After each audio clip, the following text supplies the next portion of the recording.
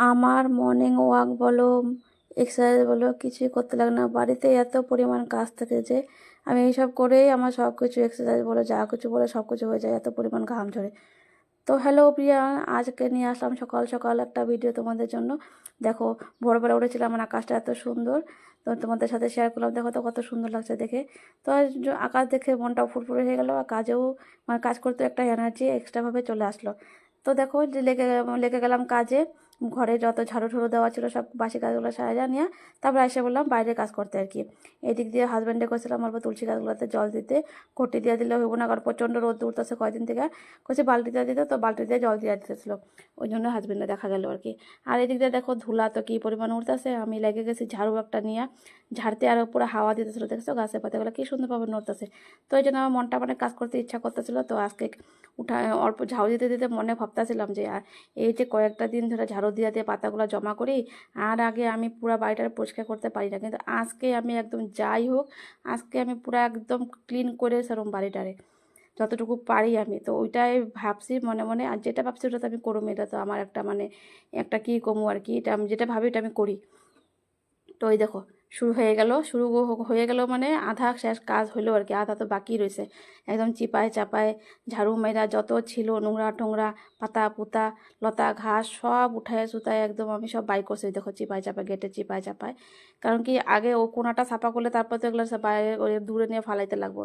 এই দিক দিয়ে রাস্তাটার অল্পটুকু ঝাড়ু মারছিল, আমার দিকে চিন্তা রয়েছে সকালে রান্না করতে লাগবো, ফ্রেশ হয়ে নিয়ে টাইম হয়ে যাবো খাবার। এদিকে মনে হয় 8টার মতন বাজে গেছে, আমি পটাপট ফ্রেশ হয়ে লাউ কেটে নিলাম ঘন্ট বানাবো বলে, লাউ ছিলকা কাটা নিয়েছিলাম, আলু কাটা নিয়েছিলাম ভাজি করুম বলে, আর ওদিকে বসাই দিয়েছিলাম ডাল।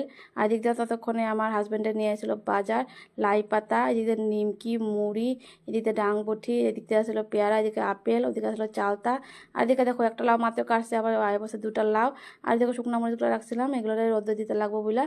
তো এইগুলো করতে করতে ফাঁকি দিয়ে আমি পটাপট এই কতগুলো মশলাপাতি আসলে ওগুলো রোদে দিয়েছিলাম, কয়েকটা ডিব্বা কটা ধুয়ে দিয়েছিলাম।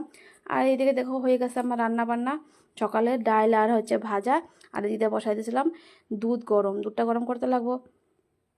এটা করে নিয়ে তারপরে আমি ছেলের খাবার দিয়ে দিয়েছিলাম টেবিলে।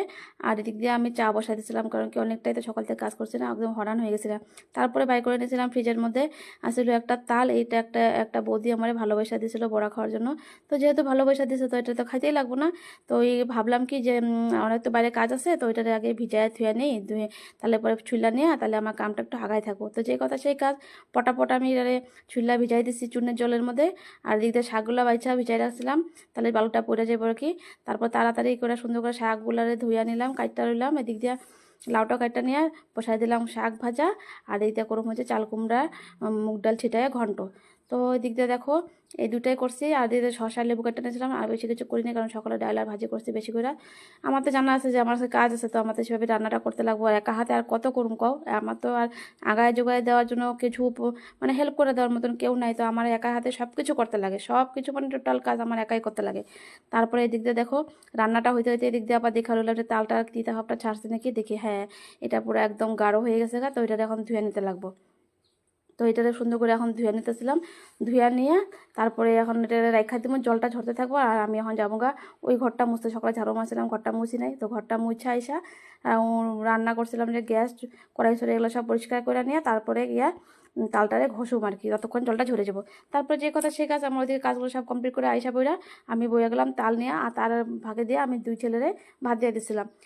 তো ওরা খাইতেছিল আর কি, তখন প্রায় বাজে 1:30টার মতন বাজতেছিল আর কি। তো তারপরে তোমার এইটারে আমি নিয়ে বসে গেলাম, এটারে ঘষতে ঘষতে দিক দিয়ে আমার কিন্তু আবার দিক দিয়ে মাঝখান দিয়ে আবার হাজব্যান্ডও হয়ে বসছিল, এটারে ঘষা আমার হইতেছিল আর কি ওই টাইমে।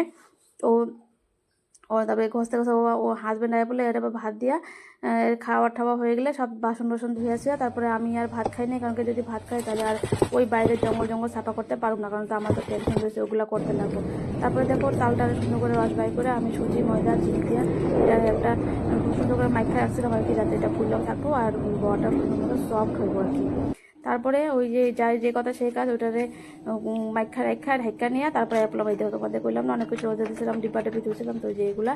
আর এই দেখো এখানে আমি চেয়ারের মধ্যে রেখে দিয়েছি 1 বোতল ঠান্ডা জল, কারণ এগুলো কাম করলে আমার জল পিপাসা পাইব। এখানে কি কম আছে পাতা, নিচে পাথর গুঁড়া গুঁড়া বালু, এই দেখো নোংরা। তারপরে এইটারে করতে প্রায় আমার সময় লাগছে প্রায় 3 ঘন্টা। 3 ঘন্টা ধরে 2টার সময় এসে লাগছি, প্রায় 5টা বাজে গেছিলো এইটারে পুরা ঝাড়ু মাইরা সাফা করে জঙ্গলগুলারে ওই কোনাতে নিয়ে ফালাইছি আর কি, উপায় নেই, কই ফেলামো, জায়গা নেই এত ফেলানির মতন। তারপরে এটারে পরিষ্কার একদম পুরো একদম ক্লিন করে ফেলাইছে, কিন্তু এটা কিন্তু দেখতে দেখাচ্ছে ভিডিওর মধ্যে টপ হইতেছে, কিন্তু করতে যে কতটুকু খাটনি হয়েছে, আমার যে শোল কতটা ব্যথা সেটা আমিই জানি। তারপরে দেখতে দেখো রাস্তাটার উপরে ঝাড়ু ঠাড়ু মাইরা যতটুকু পারছি সামনের সাইডটা আর কি জঙ্গল সঙ্গলগুলো উঠাইছি, একদম জঙ্গল হইতে আসিল, উঠায় নিয়ে মানে ঝাড়ু ঠাড়ু দিয়ে এতটুকু মানে করছি আর কি। আর এইটুকু করতে মানে আমার মানে ঘাম দিয়ে পুরো স্নান হয়ে গেছে, এই দেখো অবস্থাটা, মানে নাইটি সাইটি এরকমভাবে ভিজছে না, মানে স্নান হয়ে গেছে। যদি মুখে কিন্তু পান একটা পুড়ে রাখছি, কারণ পান না খালি তো আর আমার কামে আর কি এনার্জি আসে না, এটার জন্য।